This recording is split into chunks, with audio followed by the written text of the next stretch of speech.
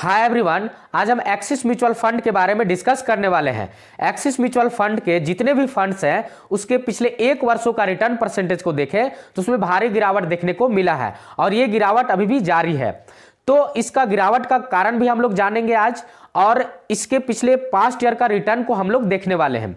और इसके लास्ट में मैं ये भी बताऊंगा कि इसमें इन्वेस्ट करना अभी सही रहेगा या फिर नहीं। तो चलिए शुरू करते हैं।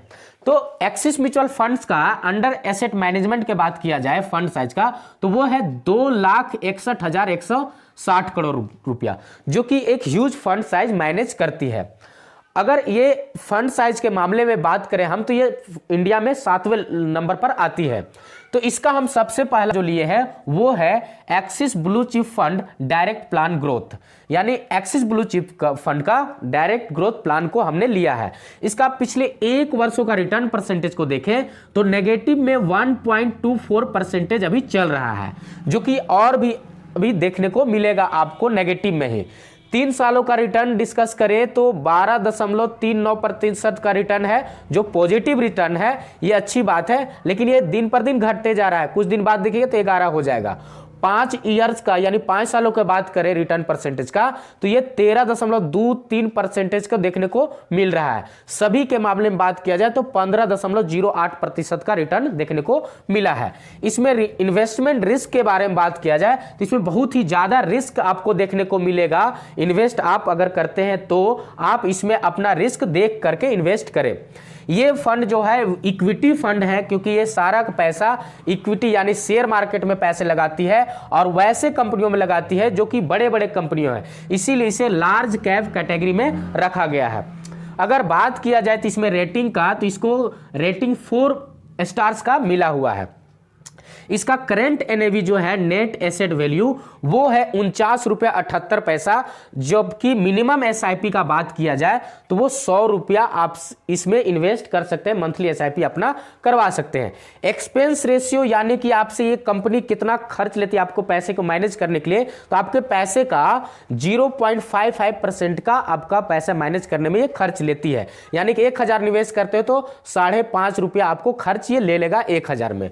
बाकी इसका होल्डिंग को देखें तो इसका 39 कंपनियों के पास अभी होल्डिंग है, बचा हुआ है, जो कि अपना होल्डिंग में चेंज नहीं करता है। ये ज्यादातर कंपनियों के बारे में देखा जाए तो इसका दूसरा अब ले लेते हैं axis long term equity direct plan growth का। तो axis long term equity direct growth plan ये कैसा फंड है? तो इस फंड में भी आपको नेगेटिव रिटर्न 1 साल का मिला है, जो कि 7.38% का नेगेटिव रिटर्न देखने को मिल रहा है। बाकी 3 साल के अगर बात किया जाए तो 11.32% का रिटर्न हमको पॉजिटिव रिटर्न देखने को मिला है। ये अभी गिरते ही जा रहा है, अगर एक जारी रहा ना तो ये सब भी नेगेटिव में चला जाएगा। 5 सालों का रिटर्न को देखें तो आप 10.93% का रिटर्न देखने को मिला है। सभी का बात किया जाए तो 17.31% का रिटर्न आपको देखने को मिलेगा। बाकी इसमें आपको रिस्क फैक्टर हाई देखने को मिलेगा, ये भी रिस्की हाई है थोड़ा। इसमें इन्वेस्टमेंट आप अपना रिस्क फैक्टर देख के करें। ये भी इक्विटी फंड है और ये ELSS के कैटेगरी में आता है। अब ये ELSS क्या होता है? तो ELSS का मतलब होता है इक्विटी लिंक्ड सेविंग स्कीम। इसका मतलब ये है कि इसमें आप जब इन्वेस्ट करते तो आपको सरकार गवर्नमेंट को टैक्स देने का जरूरत नहीं है। ये टैक्स सेविंग फंड है।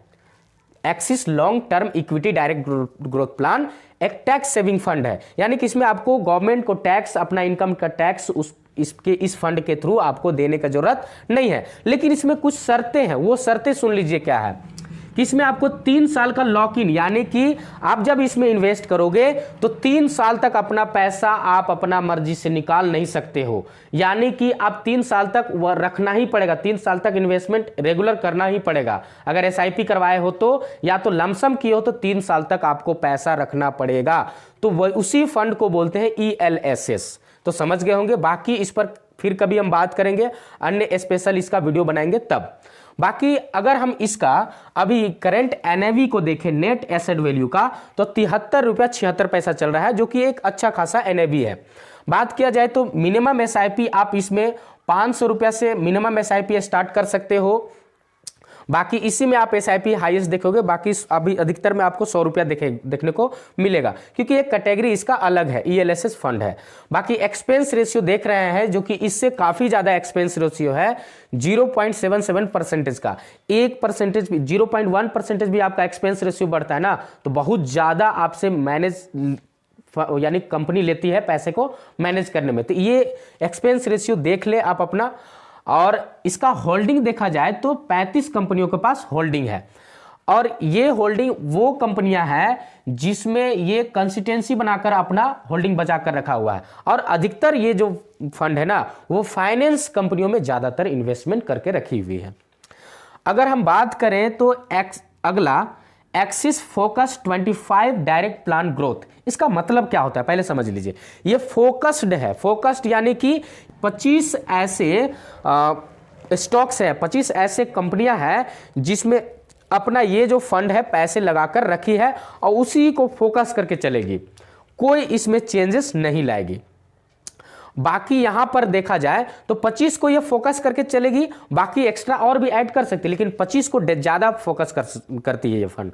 इसमें 1 सालों का रिटर्न को देखें हम तो 1 साल का रिटर्न नेगेटिव में 10.43% का रिटर्न देखने को मिला, जो कि भारी गिरावट है, देख सकते हैं। 3 सालों में 10.23% का रिटर्न है, जो कि पॉजिटिव रिटर्न है। 5 सालों में आप देख सकते हैं 10.18% का रिटर्न है, जो कि पॉजिटिव है। सभी का पॉजिटिव 14.51% का रिटर्न है। बाकी सब अच्छा खासा, ये भी डाउन चला जा रहा है।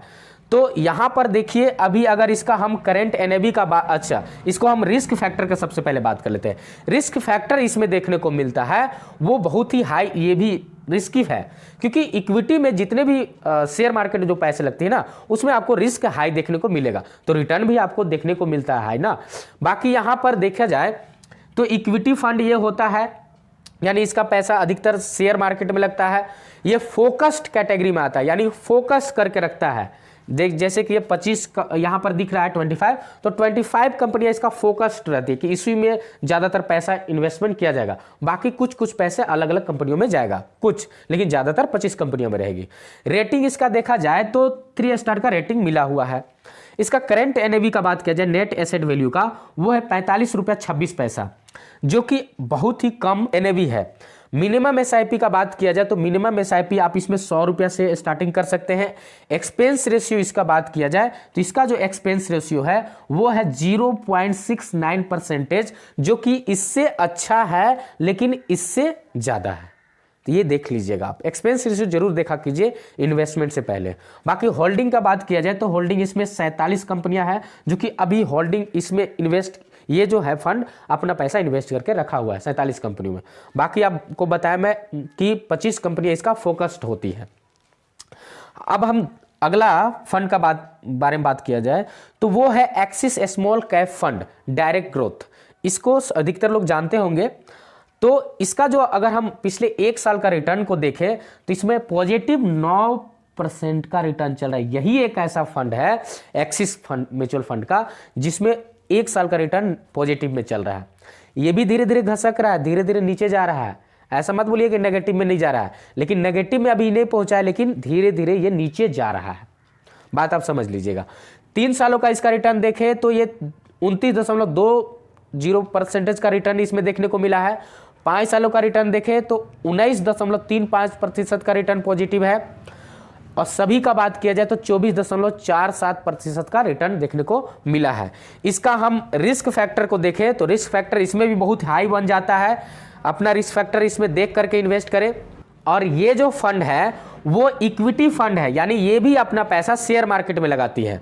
बाकी ये स्मॉल कैप कैटेगरी में आता है। ये वैसे कंपनियों में पैसा अपना लगाती है जो छोटे छोटे कंपनियों हो, जिसका ग्रोथ होने के चांसेस कम होती है, लेकिन ग्रोथ होती है तो बहुत जल्दी ग्रोथ होती है और हाईली ग्रोथ होती है। तो इसीलिए स्मॉल कैप फंड देख रहे हैं ज़्यादा से ज़्यादा रिटर्न देता है, और कोई भी स्मॉल कैप फंड ज़्यादा रिटर्न देती है। बाकी इसका रेटिंग का बात किया जाए तो आउट ऑफ 5 में 5 स्टार का रेटिंग मिला है, जो कि काफ़ी अच्छा इसका रेटिंग देखने को मिला है, क्योंकि रिटर्न भी हाई दिया है ना, तो रेटिंग तो हाई मिलेगा ही देखने को। बाकी यहाँ नेट एसेट वैल्यू का देखा जाए, NAV का बात किया जाए तो 72 रुपया 65 पैसा अभी इसका NAV चल रहा है। मिनिमम एसआईपी इसमें आप कर सकते हैं 100 रुपया से स्टार्टिंग। एक्सपेंस रेशियो 0.51% है, जो कि अच्छा खासा एक्सपेंस रेशियो है, कहा जाए तो एक अच्छा एक्सपेंस रेशियो है इसमें, क्योंकि कंपनी आपसे मैनेज करने को पैसा ये बहुत ही कम ले रहा है, कोई ज़्यादा ले नहीं रहा है। बाकी इसका होल्डिंग का बात किया जाए तो 71 कंपनियों में इसका अभी होल्डिंग चल रहा है, यानी कि 71 कंपनियों में अपना पैसा ये होल्ड पर रखा हुआ है। बाकी हम इसका अब अगर नेगेटिव रिटर्न का बात किया जाए तो क्यों नेगेटिव में जा रहा है, तो सबसे पहला नंबर पर आता है इसके कुछ साल मतलब कुछ दिन पहले आप देखे होंगे, इसमें एक बड़ा सा स्कैम हुआ था। इसमें इस फंड से, एक्सिस म्यूचुअल फंड से बहुत सारे लोगों को निकाला भी गया था, उन पर चार्जेस भी लगाया गया था, प्लस यूएस इन्फ्लेशन के चलते इसका जो रिटर्न है वो नेगेटिव गया है। बाकी आपका क्या कहना है इस फंड में, आप क्या इन्वेस्ट करना चाहते हैं वो कमेंट बॉक्स में जरूर लिखें। बाकी मेरा सजेशन सुन लीजिए, जो इन्वेस्ट करके रखे हैं वो लॉन्ग टर्म के लिए होल्ड पर रखे अभी आप, क्योंकि अभी निकालेंगे तो आप नेगेटिव में चले जाएंगे। अगर इसको लॉन्ग टर्म के लिए रखेंगे तो आपका अगले चल के हो सकता है ये फंड ग्रो कर जाए, और ग्रो करेगा, क्योंकि इसमें काफ़ी धांधली हुआ है जिसके चलते ये नेगेटिव में गया है। तो इन्वेस्ट करने वाले, अब जो नया इन्वेस्टर आना चाहते हैं इसमें, उन लोगों को बात किया जाए तो अभी आप इसमें 5 महीना रुकिए, उसके बाद आप इसमें कदम रख सकते हैं। तो अभी आपको इन्वेस्ट इसमें नहीं करना है मेरे सजेशन के अनुसार। बाकी आप अपना रिस्क फैक्टर देख सकते हैं, उसके देख कर के अनुसार अभी भी लोग इसमें इन्वेस्ट कर रहा है, ऐसा बात नहीं इन्वेस्ट कर रहा है। सो बाकी आपके पास अगर कोई डीमेट अकाउंट नहीं है जिसके थ्रू आप स्टॉक मार्केट में इन्वेस्ट कर सको, म्यूचुअल फंड में डायरेक्टली इन्वेस्ट कर सको, एक ही ऐप में सारा कुछ कर सकते हो आप, तो 10 करोड़ इंडियन के जैसा आप भी अपना डीमेट अकाउंट खुलवा सकते हैं। लिंक डिस्क्रिप्शन में दिया हुआ है जेरोधा का और ग्रो ऐप का, तो उसके थ्रू आप अपना डीमेट अकाउंट खुलवाएं और अपना इन्वेस्टमेंट चालू करें। तो आज के वीडियो में इतना ही, फिर मिलते हैं किसी नेक्स्ट वीडियो में किसी नेक्स्ट टॉपिक के साथ। तब तक के लिए जय हिंद, जय भारत।